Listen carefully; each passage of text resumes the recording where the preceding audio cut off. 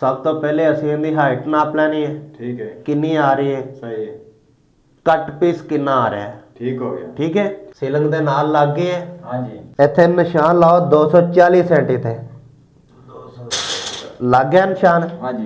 240 ਸੈਂਟੀ ਦਾ ਮਕਸਦ ਹੈ 4 ਟੈਲਾਂ ਸਾਡੀਆਂ ਪੂਰੀਆਂ। ठीक है। ਪਿੱਛੇ ਸਾਡੇ ਕੋਲ ਜਗ੍ਹਾ ਬਚ ਗਈ ਹੈ 38 ਸੈਂਟੀ। ठीक है। 38 ਸੈਂਟੀ ਦਾ ਪੀਸ 4 ਚਫੇਰੇ ਥੱਲੇ ਲਾ ਦੇਣਾ ਹੈ। ठीक हो गया। ਠੀਕ ਹੋ ਗਿਆ? सही है। ਹੁਣ ਮੈਂ ਤੈਨੂੰ ਦੱਸ ਦੇਣਾ ਇੱਥੇ ਟੈਲ ਕਿਹੜੀ ਲੱਗਣੀ ਹੈ। ठीक है। ਹੋਰੀ जी सर।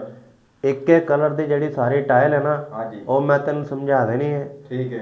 ਇੱਥੇ ਇੰਜ ਲਾ ਕੇ ਇਹਦੇ ਗੋਲ ਸੁਰਾਖ ਕਰਨੇ ਨੇ। ठीक है। ਕਲਮ ਬਣਾ ਕੇ ਲਾਣੇ ਨੇ ਪੀਸ। ठीक हो गया। ਇੱਧਰ ਦੇ ਇੱਧਰ ਤੇ ਇੱਧਰ ਦੇ ਇੱਧਰ। सही है। ਠੀਕ ਹੋ ਗਿਆ? ठीक है।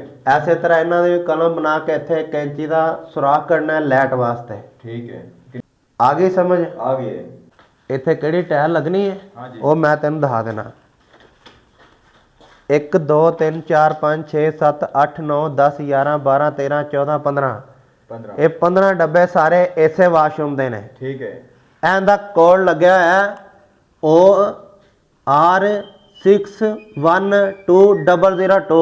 ठीक है। ਕਿਦਾ ਨਾ ਸਮਝ ਆਵੇ ਕੋਡ ਵੇਖ ਲੈਣਾ ਹੈ। ठीक हो गया। ਅੱਛਾ ਇਹ ਚੈੱਕ ਕਰੋ ਜ਼ਰਾ। ਇਹ ਸਾਰੀ ਗ੍ਰੇ ਆ। हाँ जी। ਅੱਛਾ ਉਸ ਤੋਂ ਬਾਅਦ ਕਿਦਾ ਫਰਸ਼ ਦੀ ਵਾਰੀ ਆਏਗੀ ਫਿਰ ਲਾਈਟ ਗ੍ਰੇ ਲਾਵਾਂਗੇ। ठीक हो गया। ਸਮਝ ਆ ਗਈ ਹੈ? सही है।